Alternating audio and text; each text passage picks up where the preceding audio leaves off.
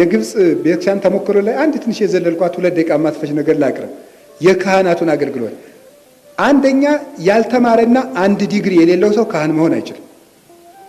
5 ዓመት ቅድም ነግሬያቸዋለሁ። ገዳማቱ ለቤተ ክርስቲያኒቱ ምን አስተዋጽኦ አደረጉ ብዬ ስናገር ምንድን ነበር ያልኩት? ክህነቱን በመቀደስና የመጽሐፍ ቅዱስ ትምህርት ቤት በመሆን ነው። ስለዚህ ገዳም ውስጥ ካሉት ኮሌጆች በአንዱ 5 ዓመት ያልተማረ ሰው ካህን መሆን አይችልም። ግብጽ ውስጥ አንድ ካህን ነጋዴ መሆን አይችልም። የመንግስት ሰራተኛ መሆን አይችልም። በቃ ክህነት የሚሰራው ለክህነት ነው። ታውቁታላችሁ እንግዲህ አባቶቻችን በቤተ መቅደስ በቅዳሴ ጊዜ ምንድን ነው የሚባለው አለ?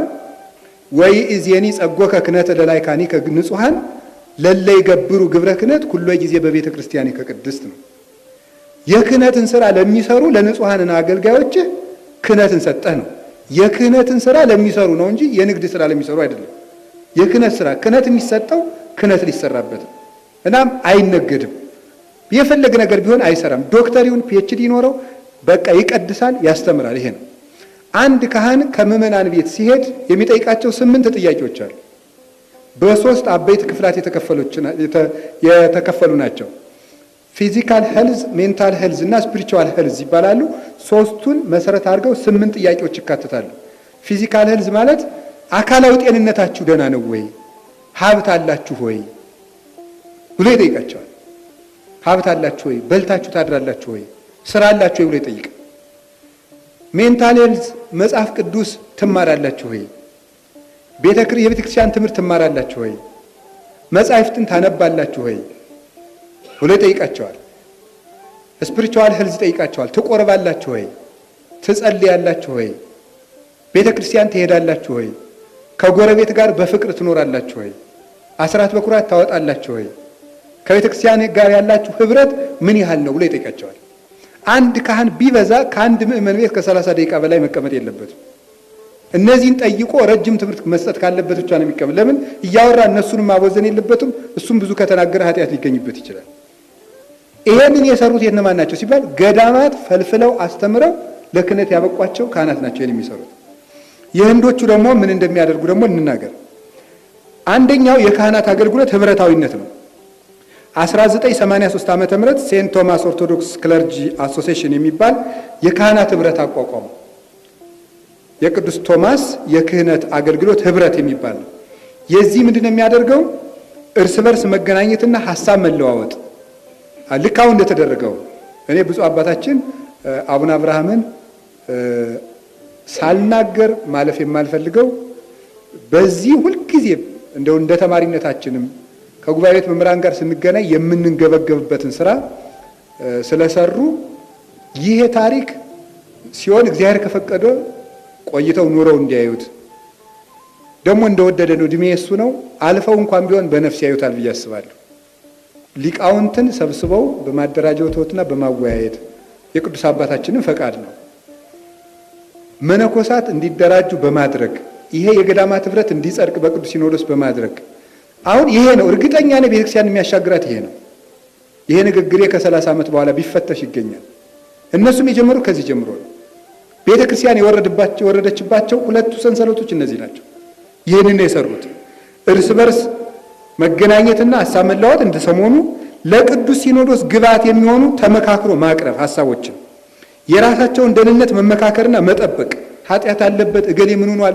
እርስ በርሳቸው ካህናት አንትሙ ተናጸሩ በበይናቲክሙ አይደል ያለ ቅዱስ አትናቴዎስ በቅዳሴው። ካህናት እርስ በርሳችሁ ተያዩ ነው። ይታያሉ። ያንደሩ በዓመት የአንድ ወር ደመወዛቸውን ካህናት በመዋጣት በየትኛውም ከፍተኛ ችግር ቢገጥመው ማንኛውም ካህን በነፃ እንዲታከም ያደርጋሉ። የበላይ ጠባቂው ቅዱስ ፓትርያርኩ ሲሆኑ ከዓላማዎቹ አንዱ በሁሉም መስክ እንደሚገባ እንዲያገለግሉ በዓመት 3 ጊዜ ታኅሳስ፣ ጥርና ሚያዝያ ተገናኝቶ ማቀድ፣ መገምገም፣ መተግበር በግንቦት በዓለ ጰራቅሊጦስ ከመድረሱ በፊት በቤተ ክርስቲያን ሁለንተናዊ ጉዳይ ይመክርና ለቅዱስ ሲኖዶስ ያቀርባል። ኖላዊነት ካህናት ለመጠበቅ የሚያደርጉት ነው። አንድ ካህን ቢያንስ 1 ዲግሪና በመጽሐፍ ቅዱስ ትምህርት የተመረቀ መሆን አለበት። አንድ ካህን በአንዲት ቤተ ክርስቲያን ለ3 ዓመት ብቻ ነው የሚያገለግለው። ለ3 ዓመት ለምን?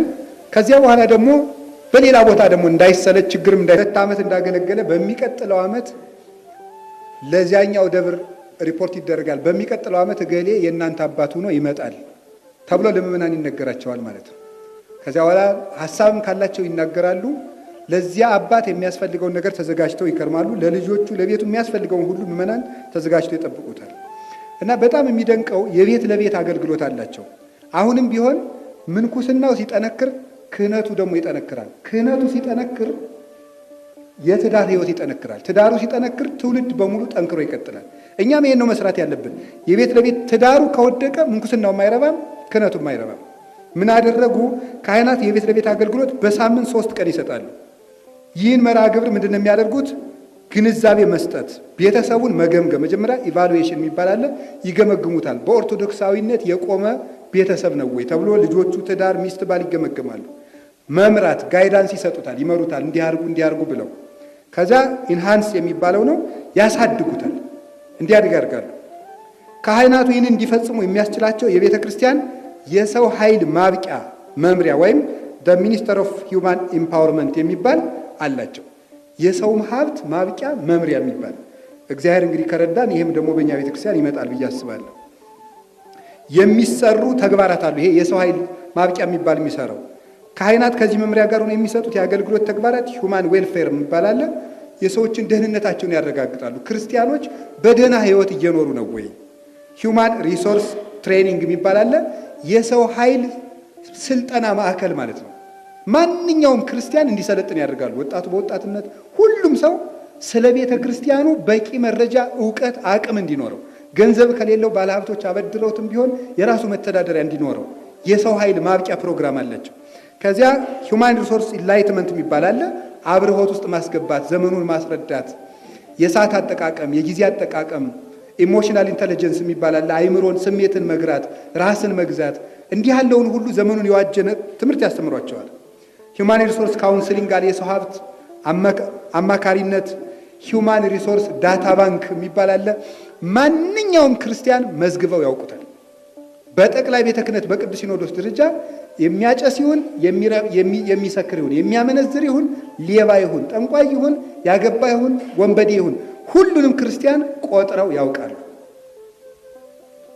በዚህ የሚፈጸሙ የኖላዊነት ፕሮጀክቶች እነዚህ ናቸው። 3 ፕሮጀክቶች ይሰራሉ። ፕሮጀክት ኦፍ ፋሚሊ ዌልፌር የቤተሰብ አስተዳደር ደህንነት ይሰራል። አንቲ አዲክሽን ይሄ ምንድነው? ከሱስ ማገገሚያ ማዕከል ገንብተው በሱስ የተያዙ ወጣቶችን በሙሉ ሰብስበው ማገገሚያ ውስጥ አስገብተው እንዲድኑ ያደርጓቸዋል። ለሱ ገዳማት ማዕከል ናቸው። እያንዳንዱ ገዳም የሱስ ማገገሚያ ስራ ላይ ተግቶ ይሰራል። አሁን እንግዲህ እኛ ሁላችንም እያንዳንዱ ገዳም ከሱስ ማገገሚያ፣ የህፃናት ማሳደጊያ፣ የአረጋውያን መጦሪያ፣ ትምህርት ቤት፣ ህፃናትን ክረምት ማክረም፣ የዩኒቨርሲቲ ተማሪዎችን ክረምት ማስተማር፣ ይህን ከሰራን ነው ቤተክርስቲያኒቱን ለዘመናት የምትታደገው። ክርስቲያን ፓሬንቲንግ ወይም ደግሞ ክርስቲያናዊ የልጆች አስተዳደግ ይህን ይሰጧቸዋል። ይሄንን የሚሰራው ጠቅላይ ቤተ ክህነት ነው። አቅዶ ቅዱስ ሲኖዶስ ይሰራል።